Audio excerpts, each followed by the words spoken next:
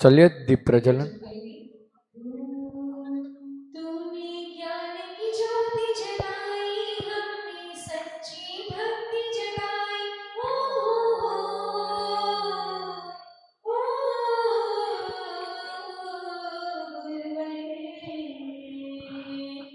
गुरुवर से पाया उपहार दिया, ज्ञान का भंडार मेरे सबसे बड़ी है जी।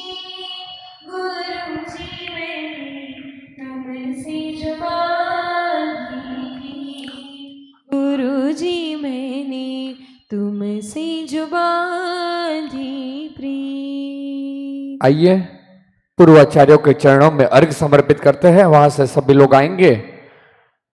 आचार्य शिरोमणि आदि सागर जी महाराज, तिनके पट्टाधीश कहाय। महावीर कीर्ति मुनिराज, तिनके पद पर शोभित होते। सूर्य सन्मति सिंधु महानर्ग चढ़ा कर करी वंदना, पानी को शिवपुर विश्राम। ओम रूम परम पूज्य मुनि कुंजर ज्येष्ठ आचार्य आचार्य भगवान श्री आदि सागर जी, आचार्य महावीर जी, आचार्य विमल सागर जी, युग श्रेष्ठ तपस्वी सम्राट आचार्य भगवान श्री सन्मति सागर जी गुरुचरणेभ्यो नमः। जल फलादि अर्घं निर्वपामिति स्वाहा। आइए आचार्य भगवान सुनील सागर जी, आचार्य भगवान विशुद्ध सागर जी का यह अर्घ समर्पित करते हैं। सभी लोग अपने स्थान पर खड़े रहेंगे। श्रीफल ले ले। आचार्य भगवान को अर्घ्य समर्पित करते हैं।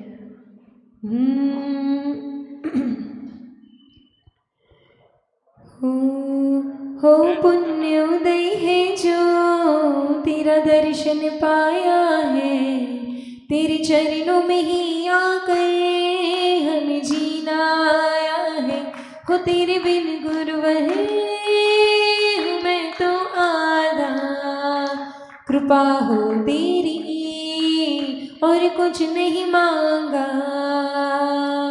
अठ कर्म राशि के दहन है तू, अष्टक चरणों में अर्पित है चिरवंदित। अष्ट प्रवचनों की माताएं तुझ में विकसित है।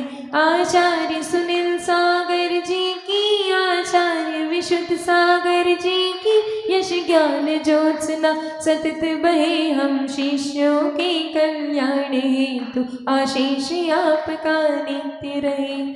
ओम रूम परम पूज्य चतुर्पटाधीश्वरिया चक्रवर्ती अध्यात्म योगी आचार्य भगवान श्री सुनील सागर गुरुदेव के पावन चरण कमलेभ्यो नमः। परम पूज्य चर्या शिरोमणि सिद्धांत पारंगत आचार्य भगवान श्री विशुद्ध सागर जी महामुनिन्द्रेभ्यो नमः। अनर्गत प्राप्ते अर्घं निर्वपामिति स्वाहा। आइए द्वय मुनिराज के चरणों में हम सब अर्घ समर्पित करते हैं। श्रीफल ले लेंगे वहां से। गाले मन गाले मुनिवर को तू ध्याले, ध्याले ध्याले तू मुनिवर को ध्याले। समता की मूरत ममता की है मूरत, ध्याले तू ध्याले पौ मुनिवर को ध्याने। उदक चंदन तंदुल पुष्प के चरु सुदीप सुधूप फलार्घ के धवल मंगल गान रवा कुल जिन ग्रहे। मुनिराज महम यज ध्याले तू ध्याले, मुनिवर को तू ध्याले। ओम रूम पर ओम रहा परम पूज्य श्रवण मुनि 108 श्री प्रणुत सागर जी, श्रवण मुनि 108 चंद्र सागर जी मुनिन्द्रेभ्यो नमः। अनर्गत प्राप्ते अर्घं निर्वपामिति स्वाहा। आइए हम सभी लोग माता जी के चरणों में अर्घ समर्पित करते हैं कि भक्त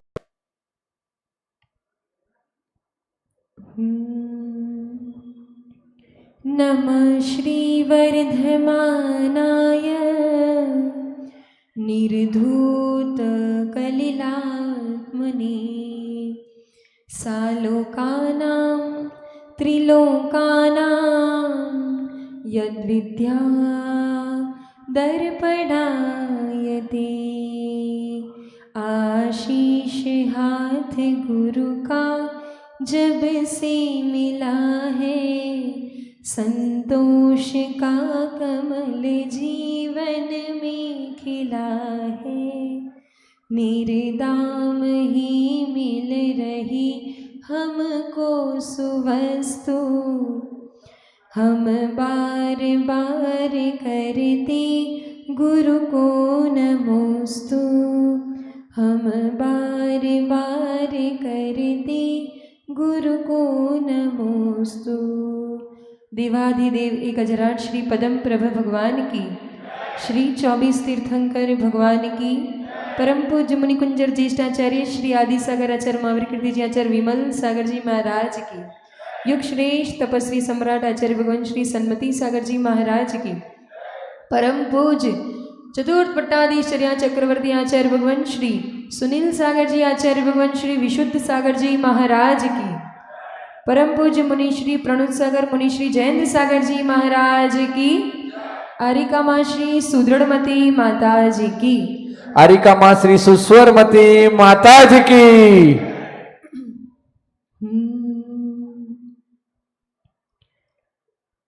मोहितो तुम प्रभु एक आधारा, मोहितो तुम प्रभु एक आधारा, नाव के काग की गति भई मेरी, नाव के काग की गति भई मेरी, जहाँ देखो तहाँ जल निधि खारा, मोहितो तुम प्रभु एक आधारा,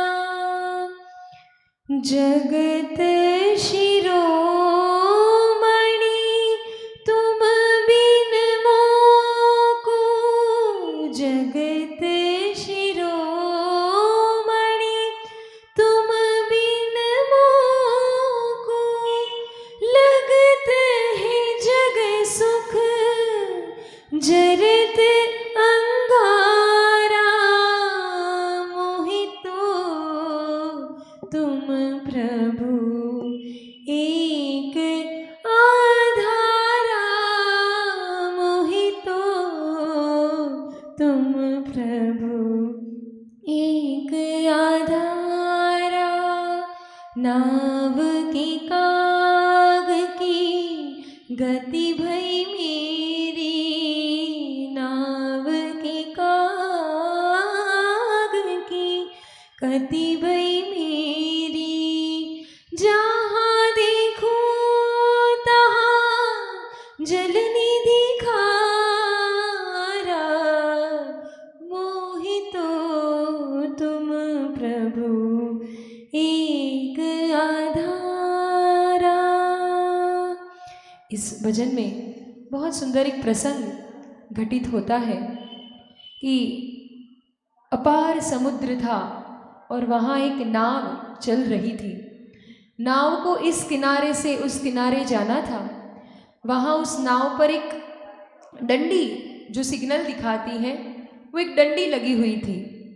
उस डंडी पर एक पंछी कौवा बार बार वो उड़ता और पुनः उस डंडी पर आके बैठ जाता। वो जाता और पुनः उस डंडी पर आके बैठ जाता। तो उस नाव में सवार एक यात्री उस कौवे से पूछता है, भाई तू बार बार उड़ान भरता है, वापस इस डंडी पर आ जाता है, ऐसा क्यों? तो वह कौवा जो जवाब देता है, वो जवाब मानो एक सम्यक दृष्टि जीव का जवाब है, जो हमें बनना है या अगर हम हैं तो सम्यक दर्शन की सुरक्षा का भाव वह कौवा हमें प्रसंग से बता रहा है। क्या कि वो कौवा कहता है कि मैं जब उड़ान भरता हूँ और मैं देखता हूँ तो मुझे दूर दूर तक क्या दिखाई देता है? अपार खारा समुद्र जल ही नजर आ रहा है। लेकिन जब मैं इस खूंटी पर आके बैठता हूँ तो मुझे सुरक्षा का भाव, मुझे एक निश्चिंतता का भाव लगता है कि अगर मैं इस नाव में सवार हो गया तो मैं निश्चित रूप से इस समंदर से पार हो जाऊंगा।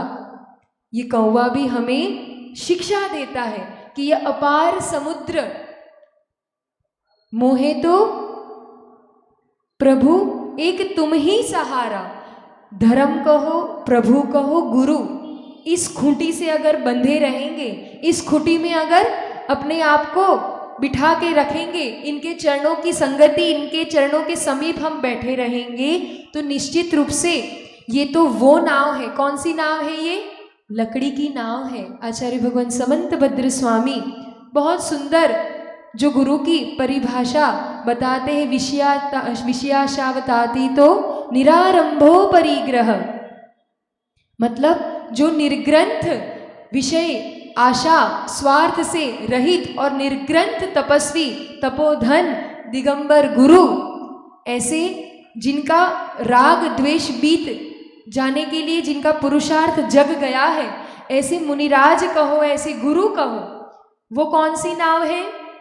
कौन सी नाव है? लकड़ी की नाव है।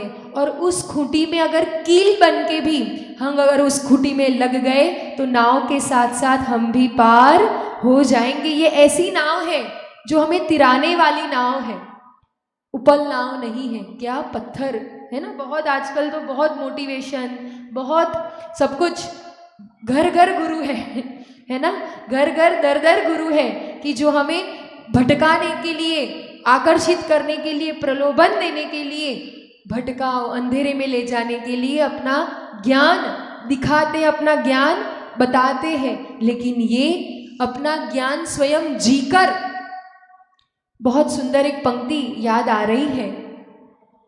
आचार्य भगवान विशुद्ध सागर जी का जीवन देखो, आचार्य भगवान सुनील सागर जी का जीवन देखो, उनके अनुयायी यहाँ बैठे हैं, ऐसे शिष्य समुदाय, ऐसे मुनिराजों का जीवन देखो। देखिए तो सही कितनी भयंकर ठंड है, हाथ भी कपड़ों से बाहर नहीं निकल रहा है, लेकिन ये दिगंबर मुद्रा में ऐसे अचल अडिग बैठे हैं। उनका जीवन देख के एक बहुत अच्छी सुंदर पंक्ति याद आ रही है। हर आत्मा में ज्ञान है। ये तो आसान, एक तो जनरल बात है, सामान्य सी बात है। हर आत्मा में ज्ञान है, हर आत्मा में ज्ञान है ना। इसीलिए दोनों आचार्य भगवान अपने प्रवचन में क्या बोलते हैं? हे ज्ञानी, क्या बोलते हैं सभी के लिए? चाहे आचार्य भगवान विशुद्ध सागर का हो, ऐसा ही संबोधन देते हैं, या आचार्य सुनील सागर जी का हो, हे ज्ञानी। हर आत्मा में ज्ञान है, यहाँ बैठी है।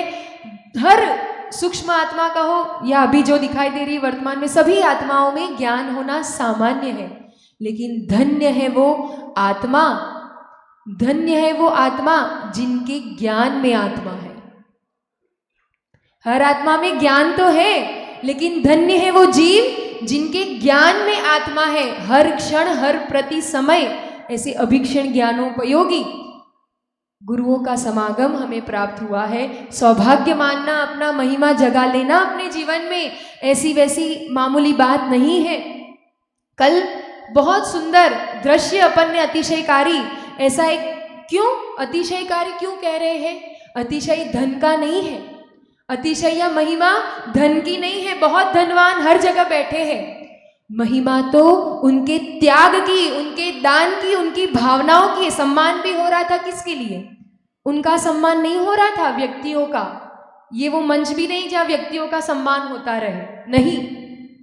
महिमा उसकी है जो उन्होंने त्याग किया, सदुपयोग किया, जो उनको प्राप्त है, उसकी महिमा थी। इसलिए अतिशय कौन निकालने को बताइए?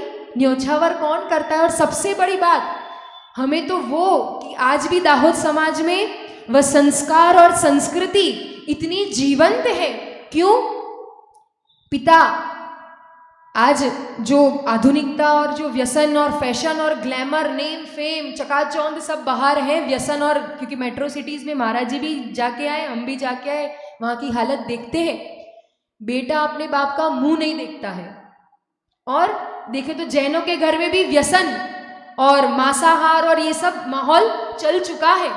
लेकिन ये दाहोद समाज, बहुत गौरव हुआ कल देख के कि एक बेटा अपना जी जान लगा दे अपने माता पिता की भावना पूरी करने के लिए कि मैंने अपने जीवन में चाहे कुछ हो जाए, पिता को सौधर्म इंद्र, पिता को कुबेर इंद्र, पिता को ऐशान इंद्र, मतलब ये सौभाग्य मुझे दिलाना है। बच्चों को ये भावना अभी भी जीवंत है कि हमारे माता पिता को, ये बहुत बड़ी बात है। हम हमेशा अपनी बात, अपनी भावना हमेशा रखते हर समाज के बीच में। इस बात से अपनी बात को विराम देंगे कि अपने बेटे को जब वो पावर ऑफ अटॉर्नी देने वाले वसीयतनामू, जाओगे तो कुछ ना कुछ तो उनके नाम करके जाओगे कि नहीं, बताओ जाओगे कि नहीं जाओगे? ये जाना पड़ेगा, कोई है ही, ऑप्शन ही नहीं है। लेकिन उस पावर ऑफ अटॉर्नी में जितनी मिल्कत देना हो, जितना सब कुछ देना हो, बिल्कुल दे जाना, निश्चिंत होके दे जाना। निश्चिंता निश्चिंत होके कब देके जा पाओगे पता है? उसका फॉर्मूला देते आपको आज। क्या? जितनी भी संपत्ति, जो कुछ उनके नाम करके जाना हो ना, वो करके जाना, लिख देना, बिल्कुल लिख देना। लेकिन अगर अपना धर्म और आगे आने वाले समय में धर्म और अपने संस्कारों को सुरक्षित और संवर्धित करना हो तो निश्चित रूप से उस पावर ऑफ अटॉर्नी में लास्ट सेंटेंस इतना लिख के जाना, क्या? ये सभी संपत्ति का वसीयतनामा, ये सभी का हकदार, जिम्मेदार मेरा सौभाग्यशाली पुत्र या पुत्री जो भी है, वो तब होगा जब ये बालक प्रतिदिन देव दर्शन करेगा, जब ये बालक नगर में संतों का आगमन होगा तो अपने घर पर पड़गाहन करेगा, अपने जीवन में स्वाध्याय करेगा, अपने बच्चों को यात्रा पर लेके जाएगा, मुनियों के दर्शन के लिए, मुनियों की वैयावृत्ति आहार विहार में सम्मिलित होगा, तब जाके ये संपत्ति का ये वास्तविक हकदार होगा और फिर अपनी साइन करके जाना। आप भी सुरक्षित, बच्चे का धर्म, ये निस्वार्थ और ये सच्चे हितकारी माँ बाप हुआ करते हैं। बच्चे आपकी भावना, और निश्चित रूप से जब गुरुओं का समागम और इस दाहोद समाज पर तो गुरुओं की अनुकंपा और आशीर्वाद इतना बरसता है कि बच्चे बच्चे में वह गुरु भक्ति और धर्म के संस्कार है, पल्लवित है। लेकिन उसकी सुरक्षा आज के समय में बहुत ज़रूरी है, वरना पलायन बहुत ज़्यादा हो रहा है। सभी का ये प्रयास होना चाहिए कि पलायन ना हो, हम धर्म परायण बने। तो इस भावना के साथ, इसी दिव्य मंगलपा के साथ कि ऐसे संस्कार और संस्कृति संवर्धित होती रहे, ये श्रमणों का मार्ग सदा सदा के लिए जयवंत रहे, ये श्रमण रहेंगे तभी हमारा धर्म सुरक्षित रहेगा, तभी हम भी सुरक्षित रहेंगे। तो ऐसी भावना के साथ चलते हैं पूज्य आर्यका माँ श्री सुदृढ़ मती माता जी के चरणों में।